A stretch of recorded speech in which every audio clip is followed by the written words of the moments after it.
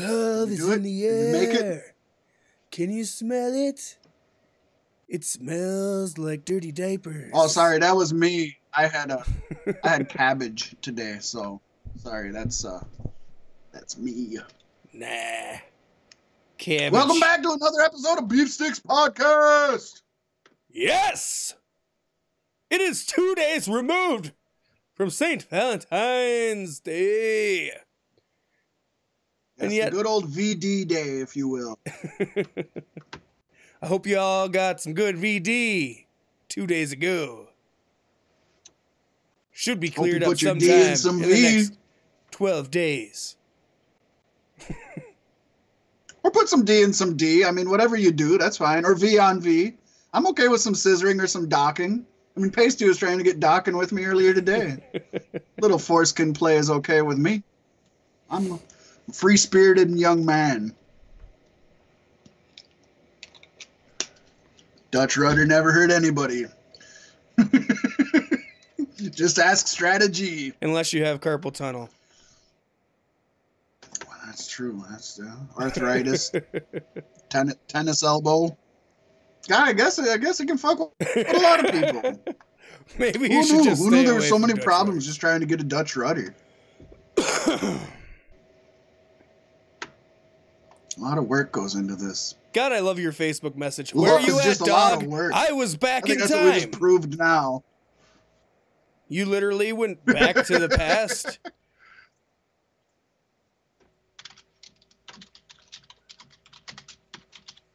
Of course. Why wouldn't you go back to the past? Right. That's what they should have called the trilogy, huh? That would have been way better than Back to the Future. Lots more lasting power. Would have made more sense, yeah. Back to the past. They only in the future once, but even by now, that's the past too. So you know what I mean? They're all the past. Honestly, that whole shouldn't movie they took have place been called in the past. 3 different titles? It should have been To the Past, Straight to the Future, and then Back to the Past. Right? Yeah, if you're trying to be technical, it should be. Should just be called Crazy Ass Scientist Tries to fucking kill himself and Marty, but then accidentally ends up in the past. Yes, folks, that's what you talk crazy about. Ass scientist when you think Valentine's Day, you think Back to the Future. Classic Valentine's film. Back to the Future. The only movie where a man tries to rape a woman and then later on works for her. And everybody's cool with it.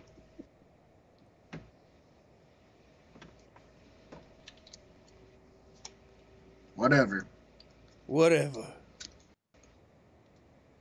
He just wants to I be still think close to Futurama did a better job of doing it where Fry actually fucks his grandma and becomes his own grandpa. Back to the Future would have been way cooler if Marty became his own dad. That would have been awesome. Just banged his mom right there. With his future dad watching. This is for the time I walked in on you and Mom, Dad. Oh.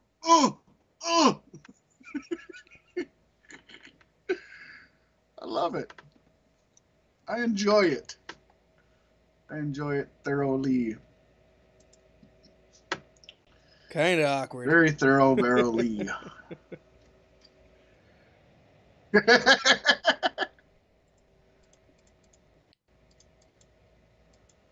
And as we do with any awkward moment on B-Sticks, now's the time to give a tip of the hat to Monster Wear Clothing. If you want handcrafted, custom vinyl decals fit to your specifications, low prices, fast turnaround times, look no further than Monster Wear Clothing. Find them on Facebook, tell them Pasty White sent you. Maybe they'll throw in a hockey mask. Because nothing says Valentine's Day like a hockey mask. Right?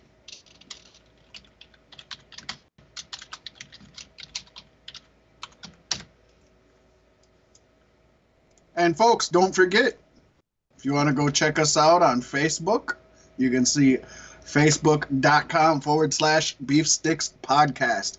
We keep so much fun stuff going on up there. We got videos from the past of amazing or fun matches. We have memes. We have jokes. We have different tidbits and trivias of what happened on a certain day in pro wrestling, whether it's birthdays, matches, major events, deaths.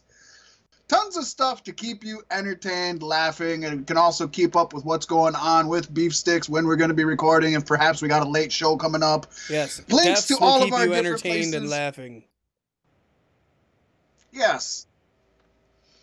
Also, if you'd like, find us on Twitter. It's Twitter @BeefSticks. And shoot us an email. You can either shoot an email directly to Fat Mac at fatmacbsp@gmail.com or beefstickspodcast@gmail.com. Yes. Hell, if you want to send me something directly make sure and step a little bit out of the box, feel free to hit me up at pasty@outlook.com. That's PAYSTE. Yes. And while we're at it, we're going to plug our upcoming new venture, Buttered Pop Culture. It is a pod snack. Much like Beef Sticks. Little shorter tidbits than you used to on this podcast or on Fantastic Fables.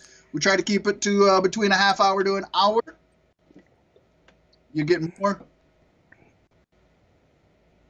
But still the same calorie-loaded content, folks. If you like hearing Pasty side rail the entire wrestling podcast on some random shit, then you will love Buttered Pop Culture. Yes.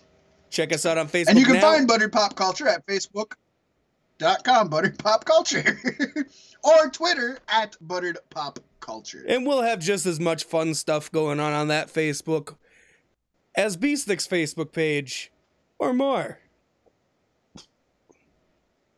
Yes, there's already fun content up there, so feel free to go over there and check it out right now after you're done listening to us.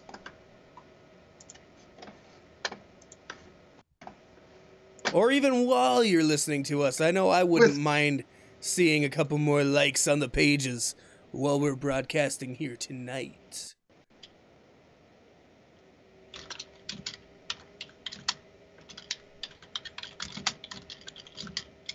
Tippity-tippity, he must be thinking. Yeah, that's how I think. I gotta fidget to think. Either that or sometimes I just gotta shoot Pasty a message and don't want everybody to hear it. I was talking about how I was looking forward to docking with him after the show. It's gonna be a fun time. So I guess without further ado, we can get right into our news and our notes and our rumors. We got a lot to talk about today. We got later on in the show, we're actually going to be doing our top 10 couples for pro wrestling. So you can look forward to that. But for right now, we're going to get into the news, notes, and rumors. Yes, speaking of Buttered Pop Culture, side rail. Sitting down tonight to eat dinner, you always got to try to find something to watch. I dive back into the Netflix because my Hulu until payday. And diving back into the Netflix, I decided I want to start watching that 70s show again, which I realize this year that 70s show is 20 years old. What? What? Yeah. 20 years old for that 70s show. Why? That's depressing. So you want to know something weird? I think I'm the only human being in existence who watched that 80s show before that 70s show and actually enjoyed watching that 80s show. I didn't hate it, and I might have gotten into that 80s show before I actually got into that 70s show hardcore. But that 70s show, to me, felt more like a more solid product than that 80s show. Yeah. Maybe it was just due to time. You know, that 80s show, the Foreman's cousin, who was the star of that 80s show, would go on to star in another amazing show that we know and love called Always Sunny in Philadelphia, where he played Death Reynolds. Yes, indeed. So he did all right. I think he did just fine. And I mean, that 80s show might not have because I can go as on long and as say it I should think have. Always better show than that 70s show. But if that 80s show had stayed around for 8-9 seasons, we probably wouldn't have the Goldbergs today. I like the Goldbergs. I really do like the Goldbergs. I liked when Bill Goldberg was on the Goldbergs. Was Bill Goldberg on the Goldbergs? Yes, he was. He's the school coach's brother. His overly competitive brother. That's funny. Yeah. Good for him. Good for Bill. And we tied that right back up into wrestling. How do you like that shit? Boomerang.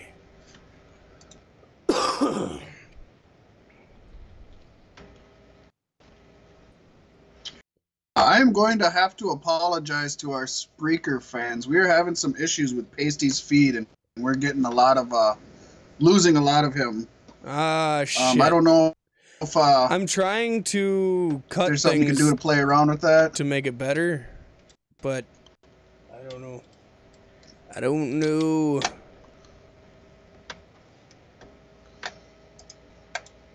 Well, we'll work through it. We'll work through it, and we'll still give you the best product we possibly can, folks.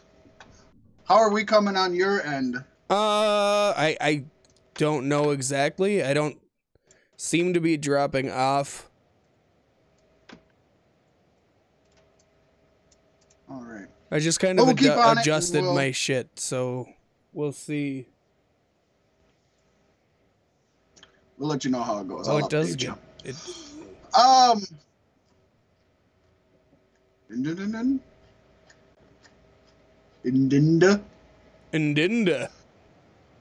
She's a cool character. I liked her. Her husband is the ruler of Omicron, Persei 8. On the news, notes, and rumors, we're going to start off with signings, as we like to do, and we have an update on Mr. Ziggles. Yes. Dolph Ziggler. Initial reports on February 12th from Bill Hammond of The Locker Room were that Dolph Ziggler was offered and accepted what was described by the podcast as a quote-unquote sweetheart deal to remain with the WWE. Now, reportedly, this new long-term deal will allow Ziggler to depart from the building immediately after his matches. He doesn't have to stick around, watch other people's matches, give a shit about anybody else, can just fucking leave selfishly. And he will also be allowed to pursue projects such as his stand-up comedy and TV shows or movies outside of WWE as long as they don't interfere with his commitments.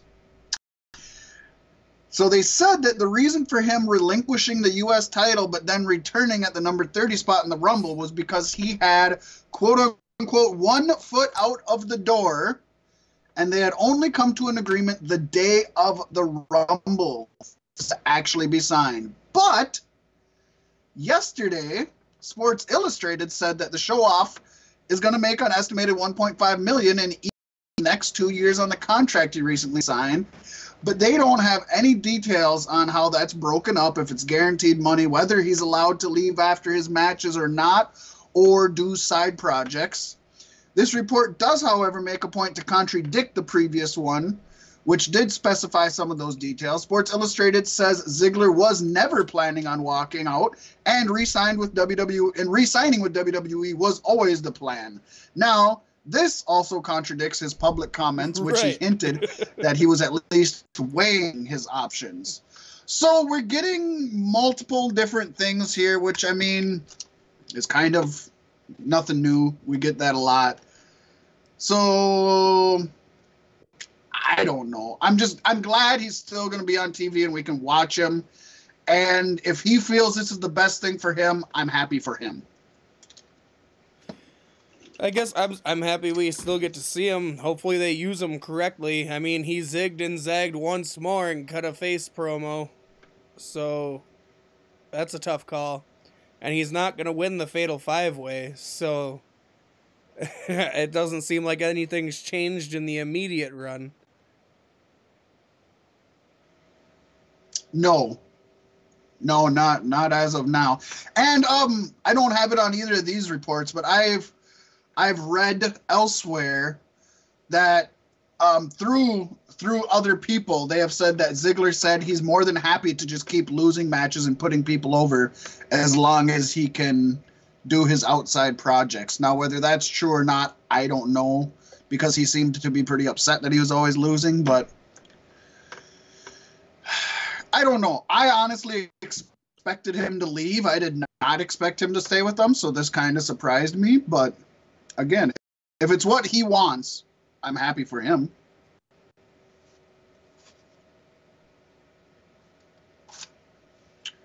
More news.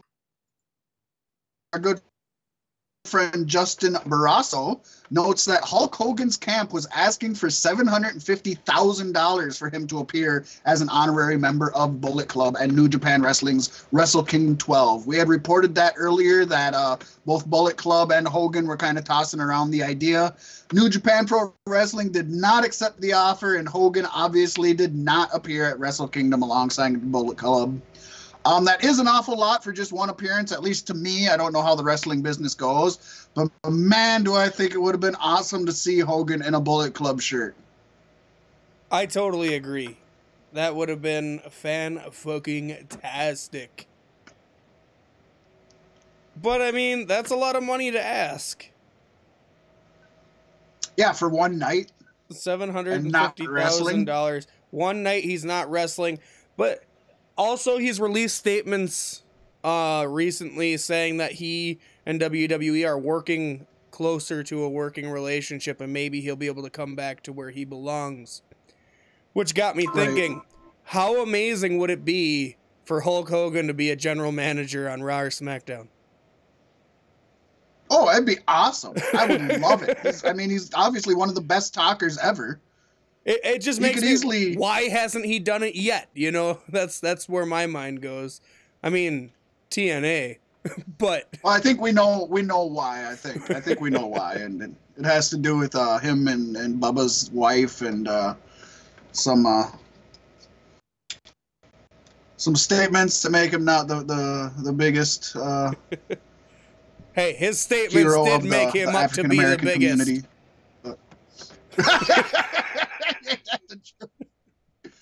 Not Terry Bollea, but Hulk Hogan. That's one of the best courtroom fucking arguments of all time. It really is. Hulk Hogan has a 10-inch penis. Terry Bollea does not. It's fucking amazing. When I leave the arena, I deflate my 24-inch pythons. Yeah, right. Just like any other man. What the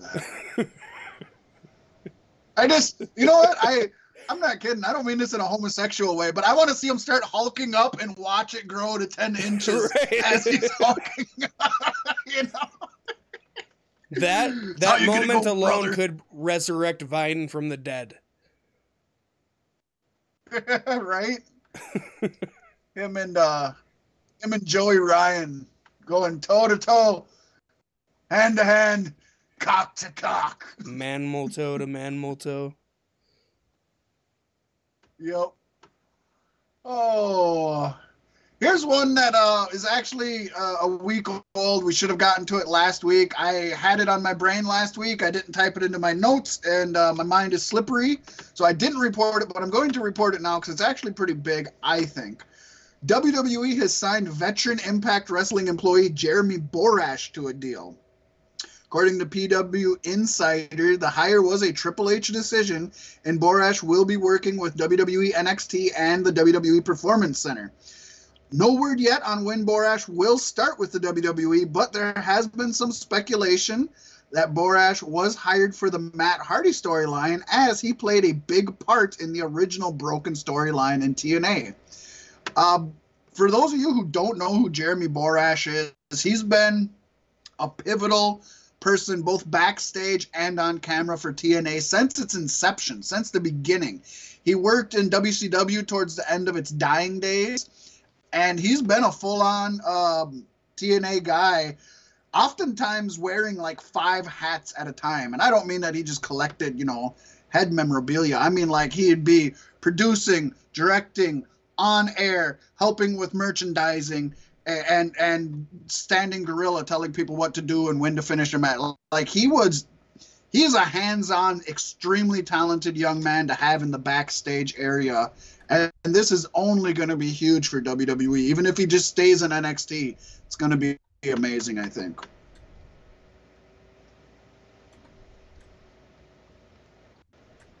Yes, indeed. And with that from Pasty White, we're going to move on. Riveting material, folks.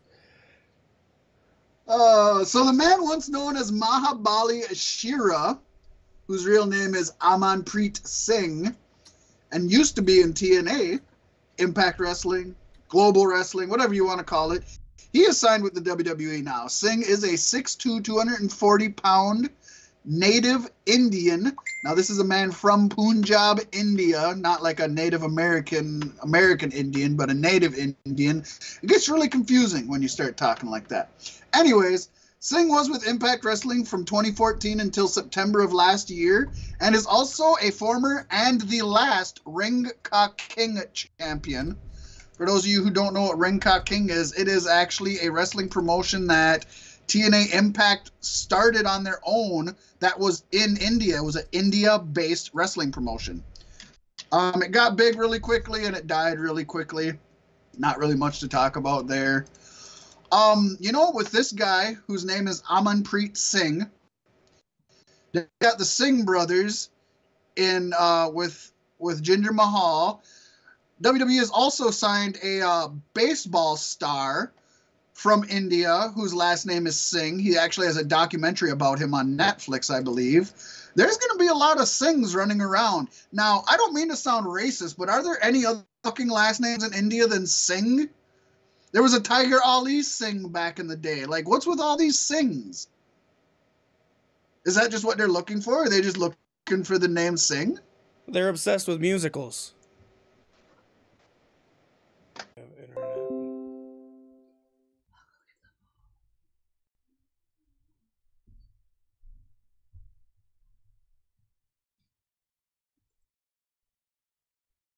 Sorry for that, YouTube friends. We are reconnecting right now.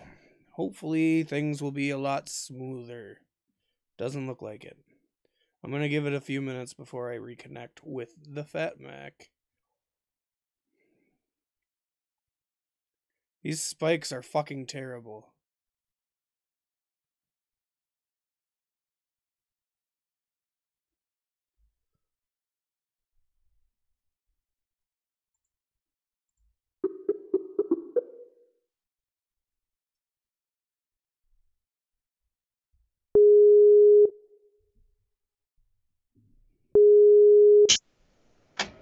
And in Te Reo Maori. I don't know what Te Reo Maori is, but I'm guessing that is the indigenous language of New Zealand. That's my guess. That's the mayor of Rio.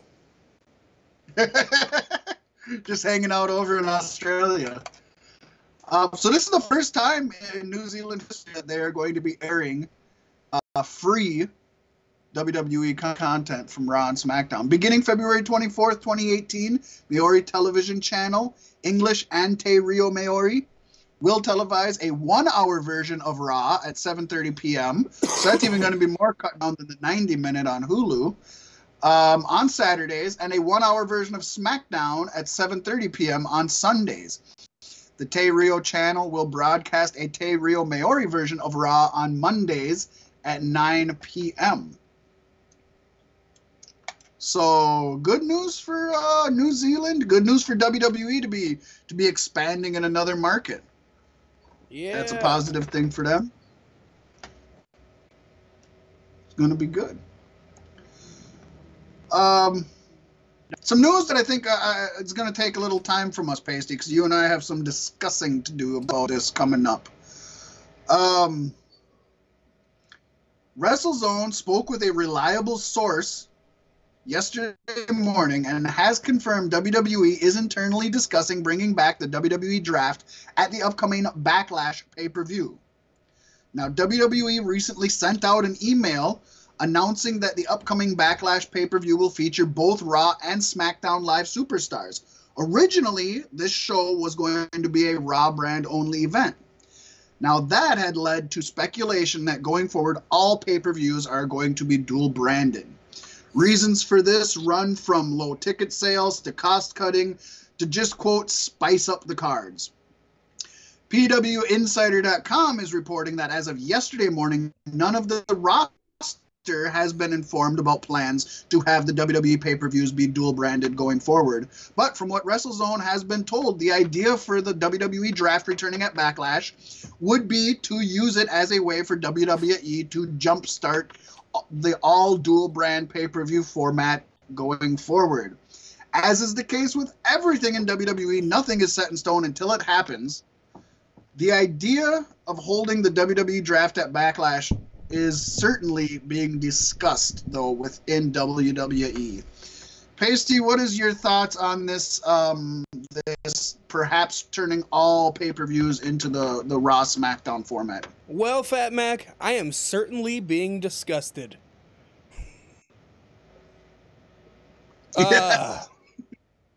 We just got the brand split 2 years ago. It hasn't gone the greatest.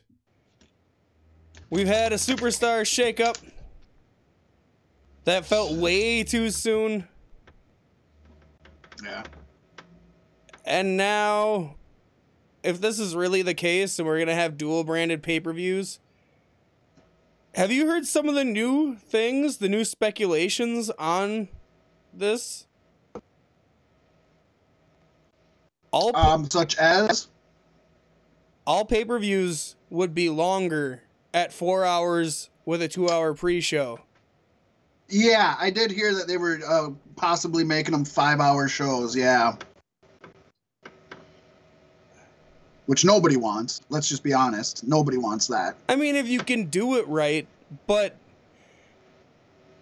I just don't Not know. every Like, month. and how would you go about it? Would it be SmackDown people versus SmackDown people, or would the pay-per-view kind of have a war waging between Raw and SmackDown?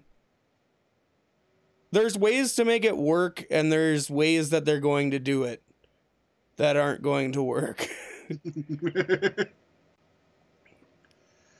I mean, yeah, I agree. Anything can work. Anything has the possibility to work. I Honestly, think even this is with what expanding happens when these Vince to McMahon 5-hour... turns over his responsibility of 205 Live to Triple H, and now he's got more time on his hands. He's like, you know what? Let's just do away with the brand split. Right. And, you know, I don't, even with them expanding to 5-hour pay-per-views, I honestly think the low to mid-card guys are just going to get shit on. You're going to have Cena and Reigns and Rollins and AJ always in the main events, and you're going to be losing. I mean, a lot of guys aren't even, people don't get on the card now, and it's Raw branded or SmackDown branded only. There's going to be even less chance for these people to get on a pay-per-view. You know, it's and I don't want to watch a 5-hour pay-per-view every month. I can put up with it for the big four. I can put up with a 7-hour WrestleMania. I can put up with a 7-hour Wrestle Kingdom. But I don't want a 5-hour fucking pay-per-view every month. That's I don't want to invest that much time watching something, personally.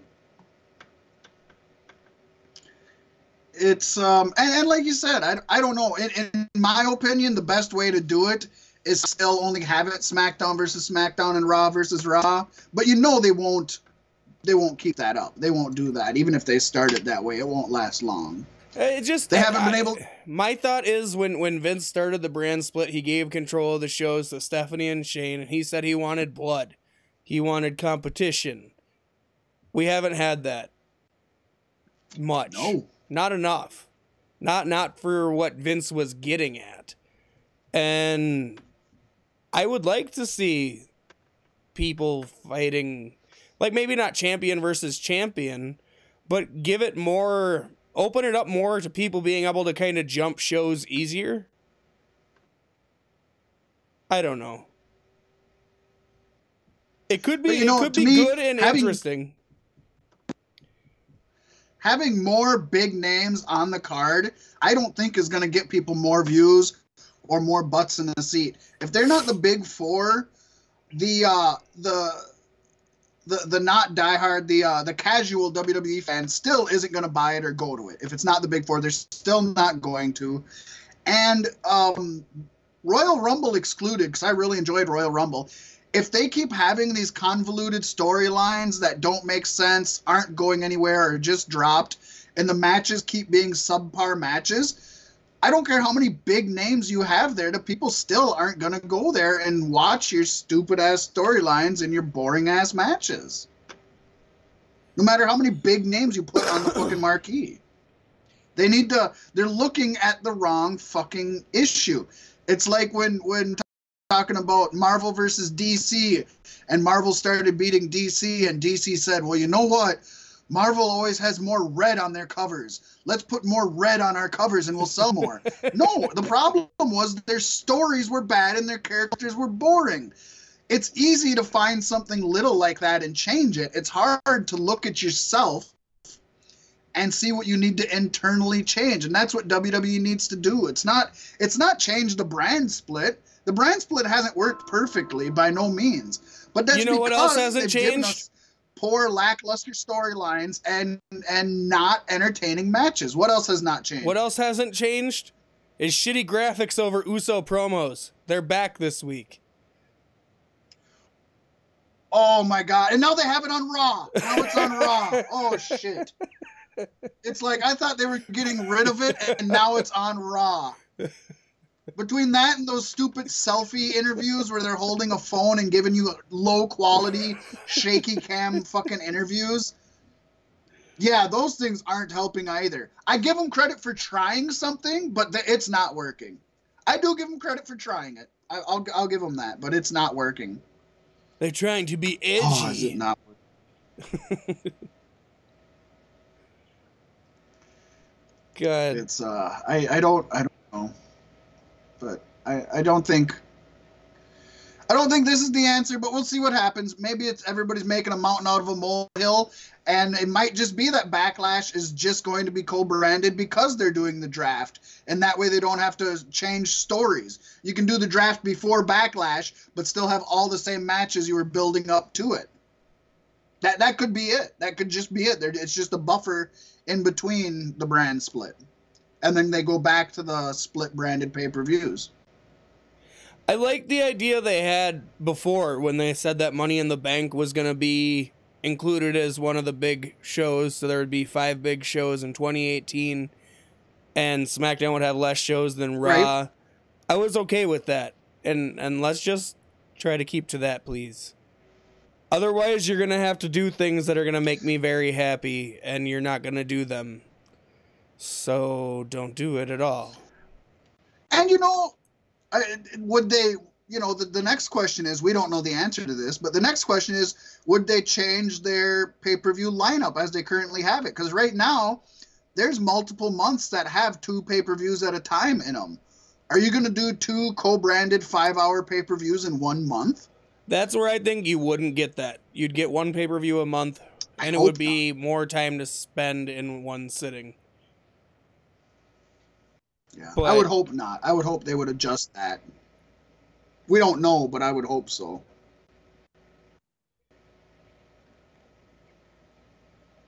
I just hope this is a Crazy. bunch of internet I think hype. I've ranted That's all what I I'm can. hoping for. Yeah.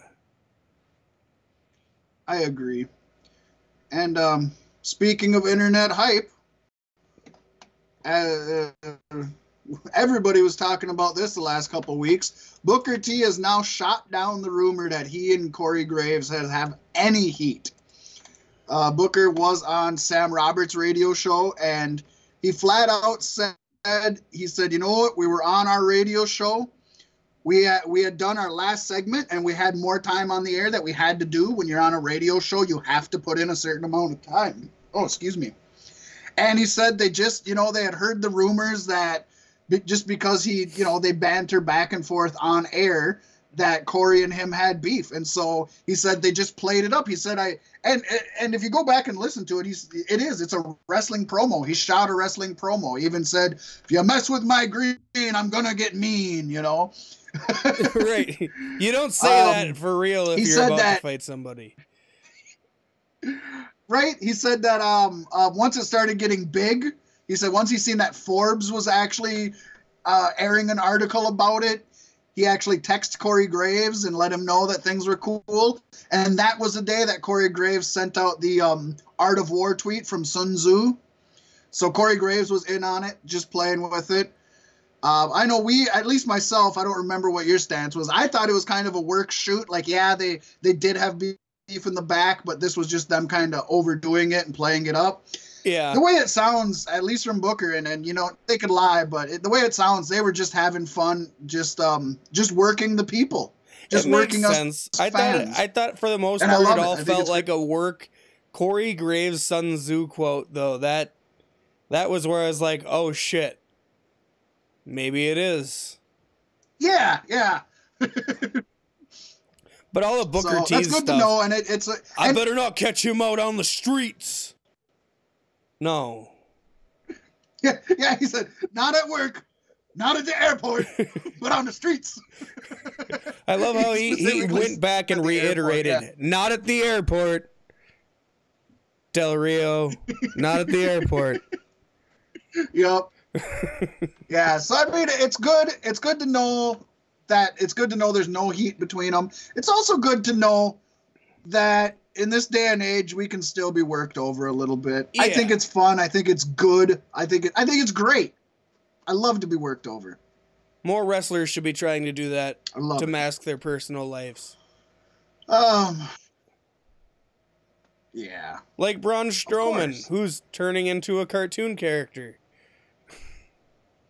Oh, we'll talk about that, man. I'm not certainly happy with that personally, but who knows? Somebody who is a ribber, joker, a midnight smoker, Ric Flair. Oh, Ric Flair. What are we going to do with you, man? So, the official store for WWE Hall of Famer Ric Flair, the RicFlairShop.com, was selling what he called a compromise contract for $50 autographed by Ric Flair. The product has been pulled from the store, and the tweet that was advertising it has been deleted. For those of you who want to see it, not only can you throw it in your Google machine and find it pretty quickly, but we posted it on our Facebook.com/Beefsticks Podcast Facebook page. So go to our Facebook page. It's right there. You can see the actual contract, what it looked like. Read it word for word. Right-click it, save it, and print out your own copy for a whole hell of a lot less than $50. Yeah, it won't be signed by Ric Flair, but you can just sign it. Nobody fucking knows. Just say he was drunk. I will read to you what the contract said, though. I'm going to read it, let you know what it is in case you don't feel like looking it up. The contract reads as follows. By signing this compromise, both parties involved agree to ride Space Mountain and engage in sexual relations on this night. This contract adheres to guidelines of informed consent, and both people in the relationship must be present and not in an intoxicated state before signing. No party shall be pressured or persuaded into something that they do not want to do, and they reserve the right to terminate the contract if need be. This contract has the signed and sealed approval of the Nature Boy Ric Ric Flair, who has taken many women for a ride on Space Mountain and has the utmost respect for women. First off, I want to say I'm not offended by this. I find it funny. It is great. And it's Ric Flair to a T. It's just Ric Flair being Ric Flair. And it's very elegantly worded. Timing to put. The way he words it, nobody should get anything negative from it. Back and forth.